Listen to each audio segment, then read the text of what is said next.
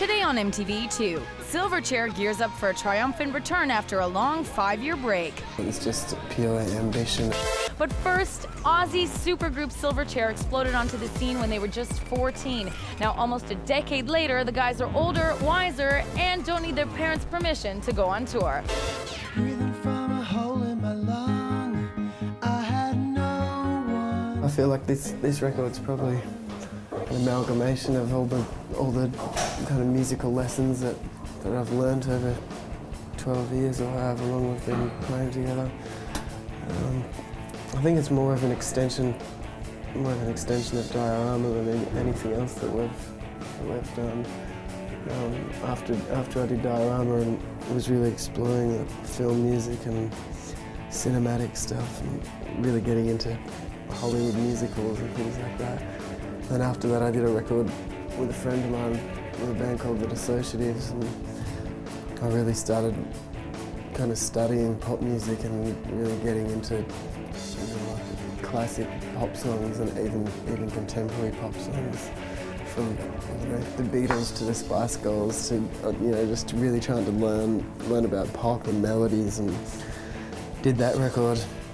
And then after that I just started writing Young Modern. I was just trying to incorporate all the things that I'd learned from listening to hard rock music when I was a kid, through to musicals and 70s music, Brian Eno and David Bowie, Velvet Underground, and also incorporating stuff like the Beatles and Beach Boys, and incorporating Rihanna, Spice Girls.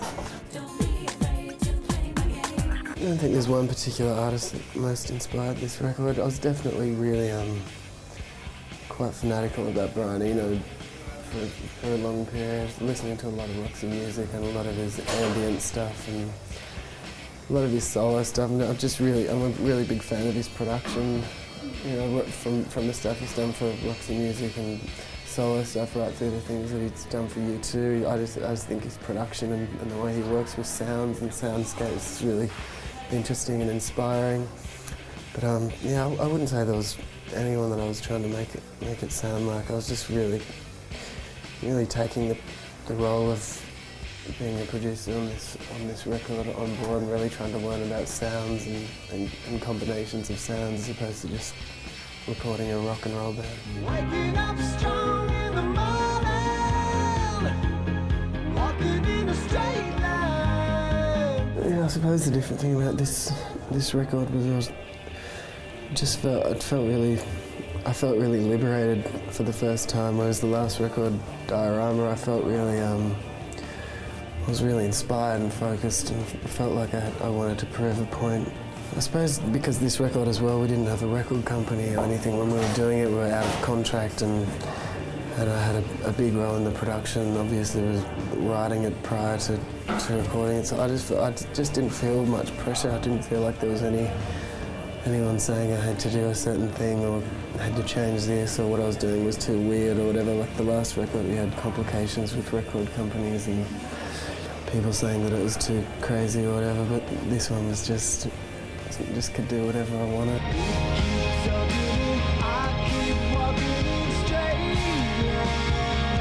I think it helped alleviate it, having a big gap, especially since Diorama wasn't really that successful overseas, because I was really sick around that time and didn't get to promote it or tour it or anything. So I think just that long gap, people didn't really expect. I guess people didn't expect Silverchair to come back with an album or a good album or even a song. So I just didn't really, just didn't feel any pressure, and felt like that helped.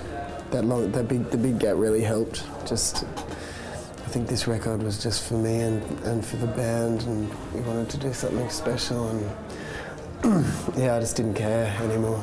I just felt completely free to do whatever and didn't have to live up to expectations or anything. Yeah, there were moments where we didn't know if we were going to do another record, but we never broke up, we never even talked about breaking up. We just went on a hiatus, I guess. I just told the guys, and the other guys wanted to as well. We just wanted to have a break. We've been playing in the same band since we were 12 years old, so I think we just wanted a few years where we just weren't in Silverchair and we could just do kind of whatever we wanted.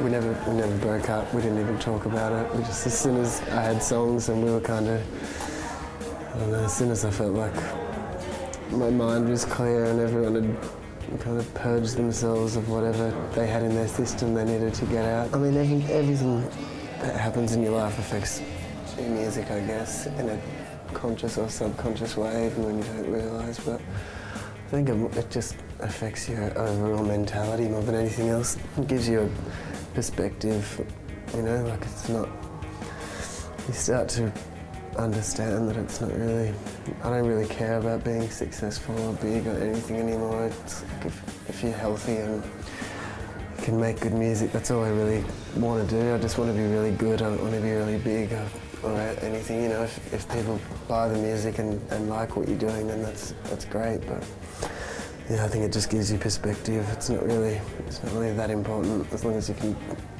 I just want to play music and write music, and as long as I'm allowed to do that, I'm happy. Every week.